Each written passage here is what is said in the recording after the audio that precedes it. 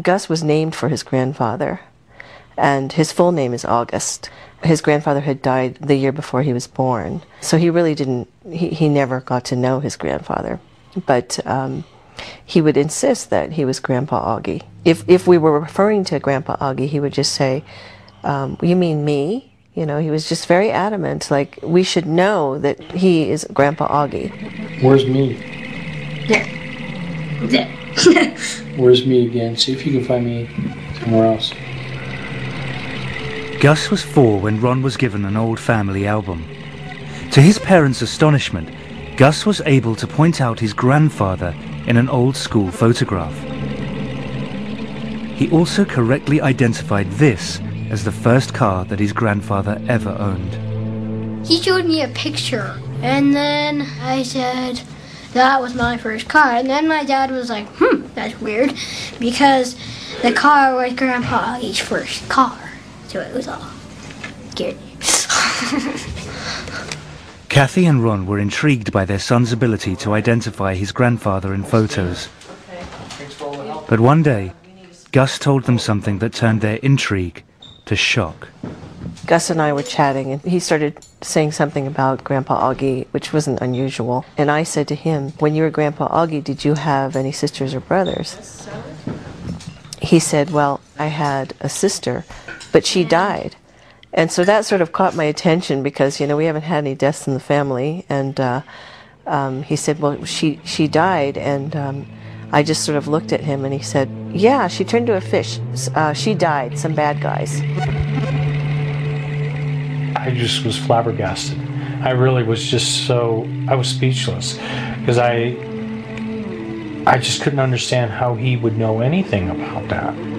Apparently what happened was his aunt was murdered and her body was dumped into the San Francisco Bay. There was no way he could know anything about her circumstances and how she died because it was never discussed and was barely discussed with me, with him and my family. To hear my son, who didn't know my father, didn't know his aunt who was murdered, speak about this, and because that's when I just went, there's something going on here that I just don't understand. For many in the West, reincarnation is an alien idea. Chris French believes that it's simply a comforting illusion, which helps some people avoid the difficult realities of death. On the one hand, you've got science that says, once you die, that's it, that's the end, nothing else. On the other hand, you've got a belief system that says you will survive, you will be reunited with your loved ones. In a sense, you do go on forever. You know, how much more appealing can you get? I mean, we all want that, we'd all want to believe that.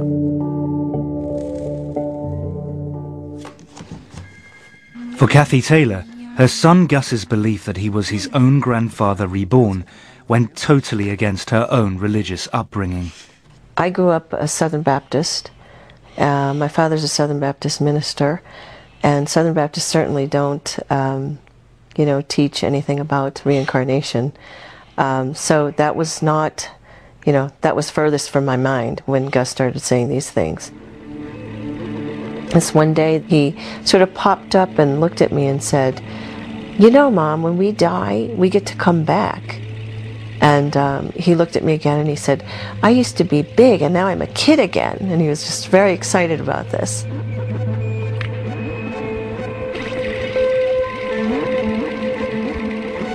He said that God gave him a ticket. And, he also referred to a porthole and that he came through a porthole and that he used to be big and all of a sudden he's through this porthole and then he's a kid again.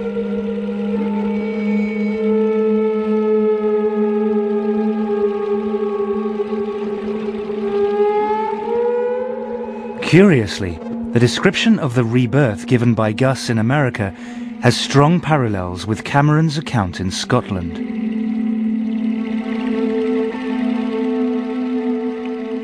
He talks about falling through from Barra to here. I asked him, how did you get here? And he just talks about, I was in Barra and I fell through to you. And I'm saying, what do you mean? And he'll say, no, it was just like a hole and I fell through, and that's all he says. It used to be Caitlin, and what was the other one? Megan. Megan.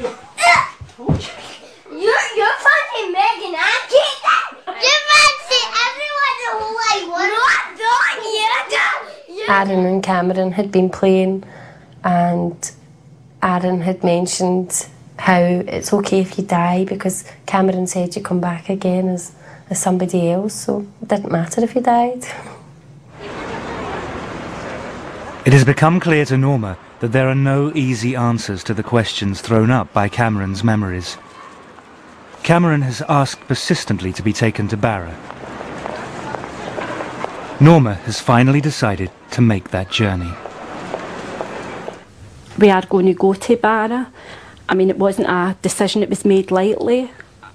I've gave it an awful lot of thought, stood up to an awful lot of folk that were against me doing it, and I just hope I proved them that I was right to do what I've done. Come on.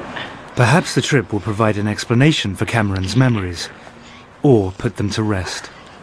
You want to run now?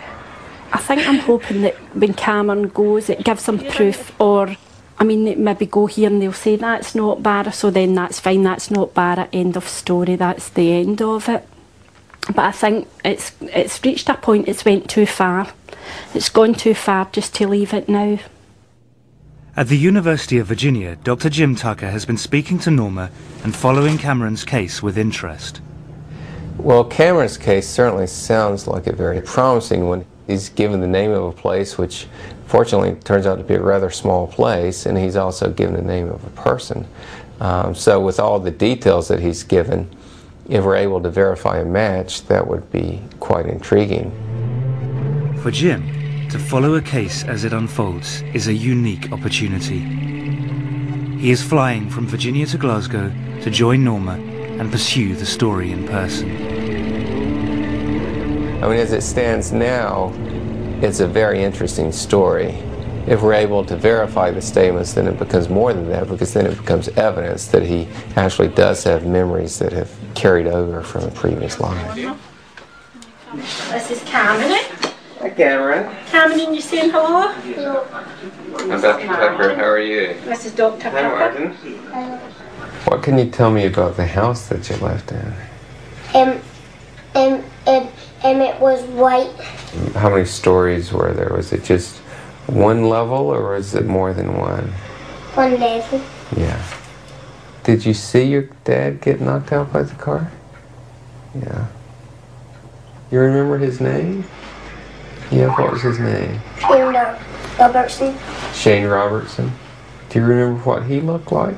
He had spiky hair and he always wore shirts. Spiky hair? Is that what you And said? always wore shirts.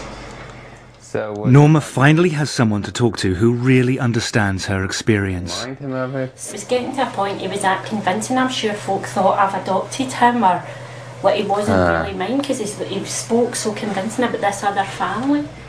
And has it slowed down, or is it still going as strong as And ever? it calmed down for a wee while, but then it's back. Is he excited about the trip? Yeah. Yeah.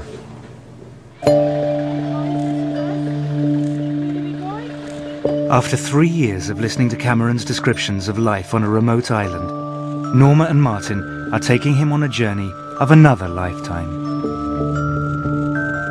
How's he going to react? What if he gets upset? What if we go and these things are there, how he's described?